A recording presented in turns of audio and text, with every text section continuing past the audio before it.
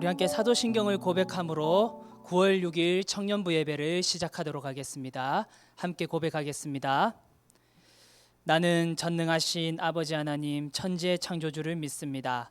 나는 그의 유일하신 아들 우리 주 예수 그리스도를 믿습니다. 그는 성령으로 잉태되어 동정녀 마리아에게서 나시고 본디오 빌라도에게 고난을 받아 십자가에 못 박혀 죽으시고 장사된 지 사흘 만에 죽은 자 가운데서 다시 살아나셨으며 하늘에 오르시어 전능하신 아버지 하나님 우편에 앉아 계시다가 거기로부터 살아있는 자와 죽은 자를 심판하러 오십니다. 나는 성령을 믿으며 거룩한 공교회와 성도의 교제와 죄를 용서받는 것과 몸의 부활과 영생을 믿습니다. 아멘. 제가 대표로 기도하도록 하겠습니다. 존귀하신 하나님, 포스트 코로나 시대에도 우리가 변함없는 하나님을 예배하는 예배자인 줄 믿습니다. 이 시간 우리가 각자의 처소에서 각자의 형편에 따라 예배를 드리오나 우리의 마음과 정성을 다해 하나님을 예배하오니 우리의 예배를 하나님께서 흠량하여 주시옵소서. 하나님, 한 주간 우리의 삶을 돌아봅니다. 예배자로서 빛과 소금으로 세상을 밝혀야 하나 오히려 어둠으로 세상을 그늘지게 했던 우리를 용서하시고 이 시간 다시 한번 참된 빛이신 예수 그리스도를 공급받아 세상에 무너져버린 복음의 공공성을 다시 세워 세상에게 칭송받는 우리와 교회가 될 수 있도록 우리부터 먼저 변화시켜 주시옵소서. 코로나19로 무너지고 있는 일상과 신앙을 붙들어 주시고 신음하고 있는 세계와 대한민국 그리고 한국교회를 고쳐 주시옵소서. 사랑하는 주님, 오늘도 흩어져 있으나 청년부라는 한 마음으로 주님 앞에 나아갑니다. 우리의 중심을 만져 주시옵소서. 이제 예배를 드립니다. 우리와 함께하여 주시옵소서. 살아계신 예수 그리스도 이름으로 기도하옵나이다. 아멘. 우리 함께 하나님께서 주신 말씀 읽도록 하겠습니다. 오늘 하나님께서 우리에게 주신 말씀은 누가복음 7장 36절에서 50절 말씀입니다. 누가복음 7장 36절에서 50절 말씀입니다. 여러분, 오늘 말씀이 좀 긴데 우리가 한 구절 한 구절 잘 함께 읽어 나갔으면 좋겠습니다. 함께 읽어 내려가겠습니다. 시작. 한 바리새인이 예수께 자기와 함께 잡수시기를 청하니 이에 바리새인의 집에 들어가 앉으셨을 때에 그 동네에 죄를 지은 한 여자가 있어 예수께서 바리새인의 집에 앉아 계심을 알고 향유 담은 옥합을 가지고 와서 예수의 뒤로 그 발 곁에 서서 울며 눈물로 그 발을 적시고 자기 머리털로 닦고 그 발에 입 맞추고 향유를 부으니 예수를 청한 바리새인이 그것을 보고 마음에 이르되 이 사람이 만일 선지자라면 자기를 만지는 이 여자가 누구며 어떠한 자 곧 죄인인 줄 알았으리라 하거늘 예수께서 대답하여 이르시되 시몬아 내가 내게 이를 말이 있다 하시니 그가 이르되 선생님 말씀하소서. 이르시되 빚주는 사람에게 빚진 자가 둘이 있어 하나는 500데나리온을 졌고 하나는 50데나리온을 졌는데 갚을 것이 없으므로 둘 다 탕감하여 주었으니 둘 중 누가 그를 더 사랑하겠느냐. 시몬이 대답하여 이르되 내 생각에는 많이 탕감받은 자니이다. 이르되 내 판단이 옳다 하시고 그 여자를 돌아보시며 시몬에게 이르시되 이 여자를 보느냐. 내가 내 집에 들어올 때 너는 내게 발 씻을 물도 주지 아니하였으되 이 여자는 눈물로 내 발을 적시고 그 머리털로 닦았으며 너는 내게 입 맞추지 아니하였으되 그는 내가 들어올 때부터 내 발에 입 맞추기를 그치지 아니하였으며 너는 내 머리에 감람유도 붓지 아니하였으되 그는 향유를 내 발에 부었느니라. 이러므로 내가 내게 말하노니 그의 많은 죄가 사하여졌도다. 이는 그의 사랑함이 많음이라. 사함을 받은 일이 적은 자는 적게 사랑하느니라. 이에 여자에게 이르시되 내 제사함을 받았느니라 하시니 함께 앉아 있는 자들이 속으로 말하되 이가 누구이기에 죄도 사하는가 하더라. 예수께서 여자에게 이르시되 내 믿음이 너를 구원하였으니 평안히 가라 하시니라. 아멘. 할렐루야. 청년부 예배에 오신 여러분들을 주님의 이름으로 환영하고 진심으로 축복합니다. 현재 매스컴에서 가장 많이 등장하는 단어가 있다면 그것은 바로 예배가 아닌가 생각합니다. 특히 예배 중단이라는 용어가 지금 굉장히 많이 사용되고 있는데 이는 대표적으로 잘못된 표현입니다. 그 이유는 정확히 말해서 교회는 현장 예배를 중단한 것이지 결단코 예배를 단 한 번도 멈춘 적이 없기 때문입니다. 여러분 생각해 보십시오. 예배가 바로 기독교의 심장인데 어떻게 멈출 수 있겠습니까? 구약의 이스라엘 민족은 성전을 지은 후 성전에만 하나님이 거하신다고 생각하였습니다. 그리하여 성전을 화려하게 짓고 외형적으로 완벽하게 하나님께 예배드리는 게 전부인 줄 알았습니다. 그러나 그들의 예배는 외형만 화려했을 뿐 그 중심에는 하나님이 없었습니다. 그래서 하나님과 겸하여 우상을 섬겼고 그들의 일상을 철저히 이방 민족을 닮아가고 있었습니다. 이러한 중심 잃은 예배, 하나님께서는 당연히 단호히 거부하셨습니다. 그래서 하나님은 결국 이스라엘 멸망이라는 극약 처방으로 그들을 흩어버리시죠. 그러나 아이러니하게도 흩어진 그곳에서 여러분, 참된 예배가 소생되기 시작합니다. 다니엘을 통해 바벨론 한복판에서, 에스더와 느헤미야를 통해 페르시아 중심에서 오히려 흩어진 그곳에서 예배가 회복되기 시작하였습니다. 신약시대도 마찬가지입니다. 사도행전 2장을 보면 예루살렘 중심으로 강력한 성령의 역사가 일어나서 사람들이 교회로 몰려 들어오기 시작합니다. 베드로 설교에 3,000명이 회심하기 이르며 사도들과 집사의 활약으로 초대교회는 엄청난 부흥을 맛보게 됩니다. 그러나 스데반 집사의 순교를 기점으로 교회는 대대적인 핍박을 받기 시작하며 또다시 모이는 교회는 박해를 피해 흩어질 수밖에 없었습니다. 하지만 여러분, 이 또한 하나님의 역사였습니다. 세계 각지로 흩어진 그리스도인들을 통해 이 흩어진 교회를 통하여서 놀랍게도 대선교회 시대가 열리며 하나님의 나라는 점점 더 흩어진 교회들을 통해 확장되기 시작하였습니다. 사랑하는 여러분, 오늘날 우리는 코로나19라는 중대한 상황 속에서 또다시 흩어진 교회가 되었습니다. 성경의 역사를 살펴보면 하나님께서는 교회를 흩으실 때는 분명히 그분의 크고 놀라운 계획이 언제나 있었습니다. 그렇다면 현재 우리를 왜 또다시 이렇게 하나님께서 흩으셨을까요? 그 정확한 의미와 목적을 우리는 다 알 수 없지만 확실한 것은 우리는 이때를 기회 삼아 우리가 드려왔던 지난 예배들을 반성하며 다시 모여서 예배할 그날, 우리가 어떠한 중심과 마음으로 하나님을 예배할지 되돌아보는 시간이 되었으면 좋겠습니다. 이와 더불어서 온라인으로 가정에서 혼자 예배하는 지금 여러분들의 중심을 잘 가다듬어서 가정에서부터 참된 예배자로 거듭나는 여러분들이 되었으면 좋겠습니다. 그래서 교회에서나 일상에서나 하나님이 기뻐하시는 예배자로 성장하여 다시 만나는 저와 여러분들이 되었으면 좋겠습니다. 오늘 본문은 이러한 예배자에 대한 중심과 마음에 관하여서 너무나도 중요한 메시지를 전달합니다. 본문을 살펴보면 두 인물이 등장하는데 한 명은 바리새인 시몬이며 한 명은 어떠한 여인입니다. 먼저 우리는 이 바리새인 시몬을 한번 심층적으로 살펴보겠습니다. 이 주석가들에 의하면 당시 예루살렘에는 약 6천여 명의 바리새인이 있었다고 합니다. 이들은 유대 사회의 대표적인 기득권 세력이었으며 백성들의 존경과 신망을 한 몸에 받아왔던 집단들입니다. 이러한 바리새인들은 예수님을 눈의 가시로 여겼는데 다른 사람도 아닌 이 바리새인 중에 한 사람인 시몬이 예수님을 자신의 집에 초대한 일은 정말로 매우 이례적인 일이 아닐 수 없었습니다. 그렇다면 시몬이 예수님을 자택으로 모신 이유는 무엇일까요? 자, 이제 장소는, 포커스는 시몬의 자택이 되겠습니다. 본래 바리새인이 자신의 집에 누군가를 초청하면 이웃 사람들이 그 집에 몰려와서 그의 가르침이나 교훈을 듣는 간습이 있었습니다. 그런데 군중들이 보기에는 오늘 상황은 너무나도 재밌는 상황이었습니다. 군중들이 봐도 이 예수님과 바리새인이 지금 겸상하는 이 풍경은 매우 이례적인 풍경이기 때문입니다. 그런데 이때 사건은 더욱더 복잡해지기 시작합니다. 본문 37절을 보면 갑자기 한 여인이 예수님께로 다가옵니다. 본문은 이 여인을 죄를 지은 한 여자라고 표현하는데 이는 보통 창기를 표현하는 단어입니다. 당시 죄인은 바리새인 인근 2m 안으로 접근한 것이 금지되던 때였습니다.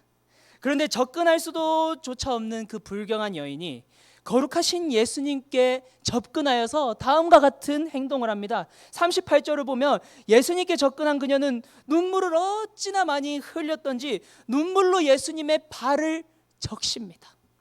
그리고 그 적신 발을 자신의 머리털로 닦고 그 발에 입을 계속 맞춥니다. 그리고 값비싼 향유를 붓기 시작합니다. 여인은 지금 예수님에게 자신이 할 수 있는 존경과 사랑의 모든 태도들을 다 보여주고 있는 것입니다. 여러분들은 지금 이 여인의 행동을 어떻게 보십니까?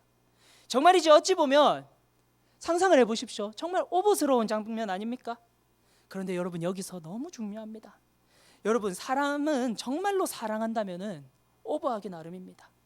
사랑하는 대상에게 주는 것이 아깝다면 그것이 사랑이겠습니까? 아닙니다. 사랑하는 대상이 있다면 아까운 줄도 모르고 베푸는 것이 바로 사랑하는 마음이 아니겠습니까? 연애할 때 연인들이 가장 서운해할 때가 언제인 줄 아십니까? 자신에게 시간과 물질을 아끼는 것이 티가 날 때죠. 연애 초창기 때는 시간과 물질을 아낌없이 주던 그 사람이 어느 순간부터 자신에게 쏟는 시간과 물질을 아까워하며 피곤해하며 귀찮아할 때 마음이 서운하기 마련이죠. 사랑하면 여러분 이처럼 자신의 베스트를 쏟습니다. 내일이 없는 것처럼 다 주고 부어줍니다. 여러분, 이 여인에게는 예수님이 바로 그런 대상이었습니다. 가장 사랑하는 대상, 모든 것을 쏟아내고 모든 것을 드려도 아깝지 않은 분. 그러나 반대로 시몬에게는 예수님은 자신을 돋보이게 해줄 들러리에 불과했습니다. 그래서 지금 펼쳐지는 이 사태를 시몬은 굉장히 불쾌하게 여기며 예수님께 39절과 같이 말합니다. 39절 한번 띄워주십시오. 제가 읽어드리겠습니다. 예수를 청한 바리새인이 그것을 보고 마음에 이르되 이 사람이 만일 선지자라면 자기를 만지는 이 여자가 누구며 어떠한 자 곧 죄인인 줄 알았으리라 하거늘. 여러분, 그렇습니다. 시몬의 말처럼 이 여인은 동네에서 모두가 불결하게 여긴 창기였습니다. 또한 당시 율법상 불결한 사람이 손대는 것은 어떻게 됩니까? 똑같이 불결해집니다. 그래서 당연히 시몬의 생각으로는 예수님이 참된 선지자라면 이 여인의 전체를 단번에 알아보았을 터이고 또한 여인을 막아 세워야 정상이었습니다. 그런데 예수님은 그 여인의 행동을 지금 모두 받아주고 계십니다. 그래서 시몬은 이렇게 생각하죠. 예수는 소문과는 달리 저 여자와 똑같은 죄인이거나 아니면 영적 분별력이 없는 사람이구나, 이렇게 판단을 했습니다. 이러한 시몬의 마음을 꿰뚫고 계신 예수님은 그에게 되려 질문하기 시작합니다. 우리 41절과 42절 함께 한번 보도록 하겠습니다. 함께 읽겠습니다. 시작. 이르시되 빚주는 사람에게 빚진 자가 둘이 있어 하나는 500데나리온을 졌고 하나는 50데나리온을 졌는데 갚을 것이 없으므로 둘 다 탕감하여 주었으니 둘 중에 누가 그를 더 사랑하겠느냐. 여러분, 예수님의 비유는 지금 이렇습니다. 한 사람이 500데나리온의 빚을 졌다고 합니다. 여기서 한 데나리온은 환산하면 노동자의 하루 품삯입니다. 그러니까 500데나리온은 한 사람의 여러분 연봉을 훨씬 넘는 굉장한 금액입니다. 오늘날로 따지면 5천만 원에서 8천만 원 가량의 빚을 진 격입니다. 반면에 다른 한 사람은 50데나리온의 빚을 졌습니다. 그런데 두 사람 모두 빚을 갚을 능력이 없자 주인이 두 사람의 빚을 동일하게 탕감해 주었습니다. 여러분, 지금도 생각해 보면 빚은 굉장히 우리에게 민감한 이슈 아닙니까? 한 리서치 기관에 의하면 대한민국 사회 초년생들이 평균적으로 지는 빚이 3천만 원 가량 된다고 합니다. 지금도 이 빚 갚는 일이 인생에 있어서 매우 중요한 문제인데 당시 고대 근동 사회에서 빚을 지면 여러분 다른 게 아닙니다. 노예가 됩니다. 즉 주인이 빚을 탕감해 준다는 의미는 단순한 돈 문제뿐만이 아니라 한 개인의 인생을 구원해 주는 일과도 같다는 뜻입니다. 자, 그래서 이제 예수님은 시몬에게 되려 물으십니다. 500데나리온 탕감받은 자와 50데나리온 탕감받은 자 중에 그 기쁨이 누가 더 크겠느냐, 이렇게 물어보시죠. 당연히 시몬은 더 많이 탕감받은 자가 기쁘다고 대답을 합니다. 그러자 예수님은 본격적으로 이 시몬의 중심을 터치하십니다. 그리고 이 여인의 태도와 시몬의 태도를 대조하여서 설명하십니다. 44절에서 46절의 말씀을 요약하면 이렇습니다. 시몬아, 너는 내가 집에 들어갈 때에 발 씻을 물도 주지 아니하였고 나에게 입 맞춰 주지도 아니하였고 내 머리에 감람류도 붙지 아니하였으나 이 여인은 내 발에 눈물로 적시고 머리털로 내 발을 닦았고 내 발에 입 맞추고 나에게 향유까지 붓는구나. 여러분, 고대 근동 사회에서 손님에게 발 씻을 물을 주고 볼에 입 맞추며 머리에 뿌릴 감람류를 붓는 것은 기본 에티켓이었습니다. 그러나 시몬은 지금 이 기본적인 예의조차도 예수님께 지키지 않았습니다. 사실 시몬은 그냥 자기 과시용으로 예수님을 데려왔습니다. 이런 마음이죠. 요즘 최고로 핫한 예수랑 내가 겸상하는 사람이다. 내가 오늘 이 예수를 한번 훈계해 볼 테니 모든 군중들은 이 장면을 오늘 눈에 담고 가라. 이런 마음이었습니다. 여러분, 이 여인에게는 일생일대의 가장 중요한 마음으로 온 마음 다해 쏟아서 경배해야 할 예수님을 만나는 그런 시간이었지만, 여러분, 시몬에게는 그냥 예수님을 만나주는 거였습니다. 시몬은 그냥 지금 예수님 만나주는 겁니다. 그런데 여러분, 가만히 생각해 보면 오늘 예수님을 만나는 이 시몬의 태도가 우리의 모습일 때가 많다는 사실입니다. 우리 역시도 시몬처럼 주님을 예배당에만 모셔놓고 아무런 대접도 하지 않고 오히려 예수님을 홀대할 때가 많지는 않았습니까? 우리는 주일에 어떤 마음으로 지금 예수님을 만나고 계십니까? 시몬처럼 그냥 예수님을 만나주고만 계시진 않습니까? 오늘날 수많은 청년들이 바쁘다는 이유로, 피곤하다는 이유로 주일에 그냥 예수님을 시몬처럼 만나만 주고 있습니다. 주객이 바뀐 예배를 드리고 있는 것이죠. 그래서 피곤한 눈으로 귀찮은 마음으로 지금 예배를 드리고 계시고 있진 않습니까? 시간이 아까워 영상을 1.3배속으로 돌리거나 스킵해가면서 예배를 드리고 있다면 오늘 우리는 시몬처럼 예수님을 그냥 만나주는 격이 되어버린다는 사실, 여러분들 오늘 꼭 기억하시기 바랍니다. 여러분, 또한 우리 지난 현장 예배의 모습도 한번 돌아볼까요? 토요일 밤 밤새 놀며 시뻘건 눈으로 교회에 와서 그냥 예수님 만나줍니다. 형식적으로 원래 그렇게 만나왔으니까 시계만 쳐다보며 언제 끝날지 기다리는 거죠, 예배가. 만약 여러분들이 데이트를 하는데 연인이 자꾸 시계를 본다면, 그리고 잔뜩 피곤한 얼굴로 만나주고 있다는 게 느껴진다면 여러분들 어떤 기분이 들겠습니까? 우리는 시몬이 아니라 바로 오늘 이 여인처럼 예배를 드려야 합니다. 바로 이 여인과 같은 태도로 하나님께 예배를 드려야 합니다. 정말로 사랑하고 정말로 감사한다면 이와 같은 태도가 나올 수밖에 없습니다. 이제 시몬이 아닌 이 여인의 행동에 한번 주목해 보겠습니다. 죄인인 이 여인이, 여러분, 조롱과 멸시를 뚫고 이 자리에 나온 것만 해도 목숨 건 일인데, 이 여인은 예수님께 다가가 하염없이 눈물을 흘리며 예수님의 발을 자신의 머리털로 닦습니다. 가진 것 없지만 자신이 가지고 있는 모든 것이라고 할 수 있는 이 값비싼 향유를 붓고 예수님 발에 몇 번이고 입 맞추고 또 입 맞춥니다. 이처럼 여러분, 사랑하면 자존심 다 내려놓습니다. 주변의 시선, 어려움 다 피하기 마련입니다. 사랑하면 돈은 아무런 문제가 되지 않습니다. 남의 시선도 아무런 문제가 되지 않습니다. 사랑하면 그 대상을 두고 아낌없이 헌신하며 아낌없이 줄 수 있습니다. 오늘날 우리가 예수님을 대하는 태도를 보면 너무나도 엄살이 많은 것 같습니다. 자기 자신을 위해서라면 돈과 마음, 시간, 모든 것을 아낌없이 쏟아내는 게 우리 아니겠습니까? 그런데 교회와 공동체를 위해서, 그리고 예배를 위해서 쓰는 돈은 너무나도 아까울 때가 많습니다. 지난 현장 예배 시간 때 이런 소리를 한번 들었습니다. 어떤 친구가 교회를 1시 10분에 왔는데, 교회 예배 시간 실수했다, 나 10분 일찍 왔다, 나 1시 10분에 예배 드리는 줄 알고 이렇게 일찍 와버렸네 하면서 씁쓸해하는 표정을 보면서 제 마음이 더 씁쓸했습니다. 간혹가다 헌금을 내는 친구 중에는 내가 미쳤나 봐, 오늘 헌금을 너무 많이 내버렸어, 이렇게 말하는 친구도 있을 수도 있겠죠. 그런데 여러분, 우리가 기억해야 할 점은 하나님은 정말로 오버하시면서 우리를 사랑하셨다는 점입니다. 하나님이 얼마나 오버하셨냐면 얼마나 우리를 사랑하셨냐면 예수님까지도 죽이시면서 우리를 품어주셨다는 이 사실을 우리가 기억할 때, 우리가 어떻게 하나님께 드리는 이 시간과 물질, 그리고 이 예배 시간이 아까울 수 있겠습니까? 이 은혜를 깨닫는다면 우리는 어떻게 해서든 오버스럽게 더 섬기고 오버해서 더욱더 예배를 잘 드리려고 노력하지 않겠습니까? 여러분, 주 안에서 너무나도 사랑하는 여러분, 중요한 이야기를 드리겠습니다. 그렇다면 이 여인은 어찌하여 예수님을 이리도 정성스럽게 섬길 수 있었을까요? 바리새인 시몬에게는 없고 이 여인에게 있었던 마음은 무엇일까요? 그것은 바로 나 자신이 바로 죄인이라는 자각입니다.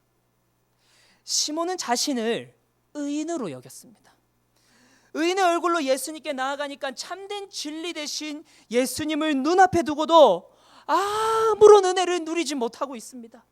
반면에 이 여인은 자신이 죄인임을 깨닫고 500데나리온 탕감받은 그 빚진 자의 심령을 가지고 예수님 앞에 나아갔던 것입니다. 여러분, 이것이 바로 예배입니다. 예배는 나의 죄를 용서해 주신 하나님에 대한 사랑과 감사가 넘쳐나는, 그래서 그에 따른 반응과 헌신이 넘쳐나는 축제의 장이 바로 예배입니다.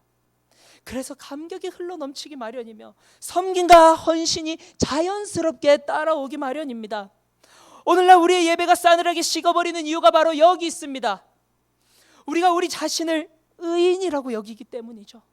마태복음 9장 12절과 13절에서도 예수님은 바리새인들에게 똑같이 경고하시면서 말씀하십니다. 건강한 자에게는 의사가 쓸데없고 병든 자에게 쓸데있다.